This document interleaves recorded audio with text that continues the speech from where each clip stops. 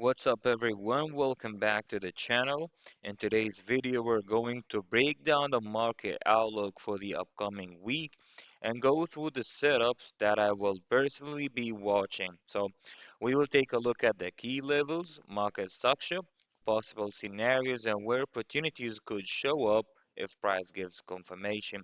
This is not about predicting the market, it's just about preparing for it, okay? So if you're into trading and with a planned state of emotions, make sure to stay until the end because I will share the pairs I'm focused on and exactly what I want to see before taking any trades. So as always, stay disciplined, manage your risk, and let's get into it. All right, so let's begin with the DXY, the US dollar index. So we're gonna take a look at the daily chart as always, right? So we're gonna have to do like the breakdown, the top-down analysis. So beginning with the daily chart, as you guys can see, the overall bias for the past couple of months was basically bullish. Okay, that's on the DXY. Now, after this bullish move, what we have been expecting basically was a pullback. Now, the pullback took place in the market, and right now we are back again to the most recent valid range. And guys, take a look on that. So we are actually like a strong rounded number level, which is the 100. So you're gonna keep that in mind as always, because price always reacts from these rounded number zones. Okay, and that's one of our checklist criteria as well.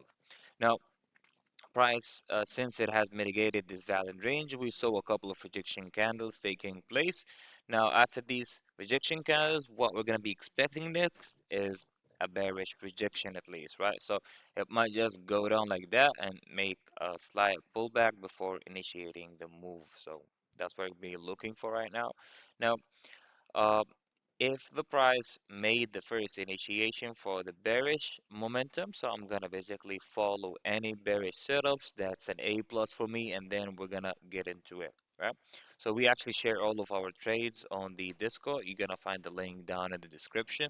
Now, getting to the 4-hour time frame, as you guys can see, like right now, the price has been in a bearish push, and since this most recent bearish breakout structure, we actually showed bullish momentum, right? And after this bullish momentum, this is like the main structure right now on the 4-hourly time frame.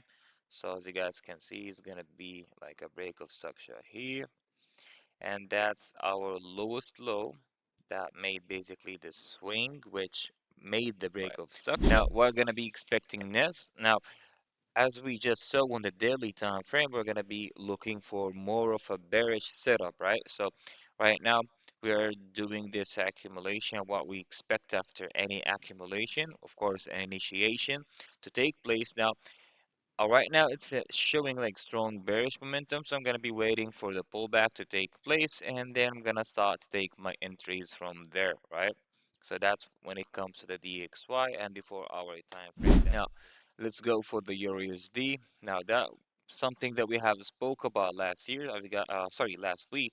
Now, as you guys can see, now we have been always anticipating the bearish push since we mitigated the supply zone. Okay, we have talked about that multiple times, and this was also at around the number level, the 1.18. So that was something strong. So since we saw this rejection candle, we made the push, made the pullback, and then another confirmation, and here we made the bearish momentum. Right now, we're actually mitigating this most recent valid range. So well, what I'm actually going to be expecting is a little bit of a pullback or a rejection, showing that at least buyers are holding into their position. And why is that as well? Because right now we are at a rounded number zone, the 1.16, which was a valid one. That price did react previously from. So as you guys can see, like this 1.16 level, price has made multiple rejections from that exact zone. We gotta keep that in our mind as well. That when it comes to the daily, switching to the 4-hour time frame, I'm gonna do the exact same thing. Right now, we're still in a bearish momentum, right? So looking into the bullish setups, I might be expecting more of a bearish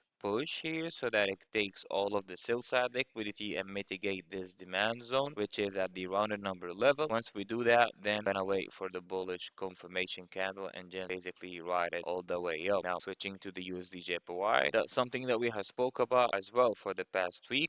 We are expecting a bearish push from that exact zone, so I'm gonna be watching closely because right now we are playing at the point of interest, right? So gotta wait for another bullish push, a deeper mitigation to the supply zone, mitigating as well the rounded number zone as I previously said. And once it does that, I'm gonna follow the confirmation, write it down as well. Now switching to the GBP JPY, as you guys can see, now we got two scenarios on that one. The first scenario for me is gonna be mitigating the valid range. Now once we do this little bit of a bullish move, once we mitigate the valid range, then I'm gonna look for the bear setup. If that scenario didn't happen, I'm gonna be looking to the other one, which is buying at these lows. So once we actually sweep these liquidity levels, and then I'm gonna be basically riding it all the way up. Now, the GBP USD, we are actually right now at the point of interest, and this is the start of the week. This is Monday, so we yet haven't made any significant confirmation, but on the 30-minute time frame, that's something that we took last week. And that's actually one of our trades that was mentioned in the Discord group. So we were expecting a mitigation of this valid range, and then once we saw these rejection candles, we take the bullish opportunity here, and our stop loss was basically there, and our target level was basically with the first high, and we have left the rest of the trade running basically at break even, right? So that's one of our winning setups. That's as well. Last week trade it was on the AUDUSD, same concept, same everything, but let us switch to the for our time frame. There is this strong bearish momentum that made the break of structure, so our structure is going to be bearish. What I'm gonna be waiting for to continue this bearish momentum is price to just make a pullback to this most recent supply zone and show me the rejection before writing it down, right? So as of right now, it's actually going bullish on the 30-minute time frame. The pullback phase has already started. I'm gonna be looking for the intraday setup for a bullish bias only. That's our first trade of the week. Here we go. So yeah, I'm gonna be marking this demand zone here, rounded number, and yeah, we got actually a good rounded number zone. So once price make a little bit of a bullish push here, I'm gonna be waiting for a pullback in the New York session, and then I'm gonna ride it all the way up. All right, once after we see the confirmation. That's all for this week, guys. It's actually have been like a little bit choppy past couple of weeks, but we managed to take a trade from here or a trade from there with a consistent risk management plan, right? That's what you gotta always follow.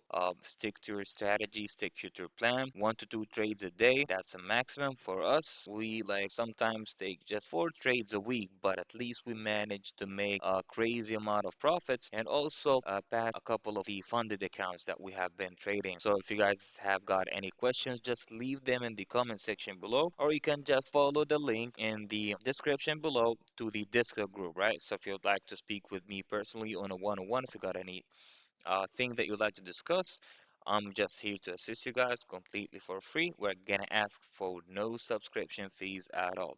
We'll be waiting for you. And yeah, this was Joe once again. See you next week, guys.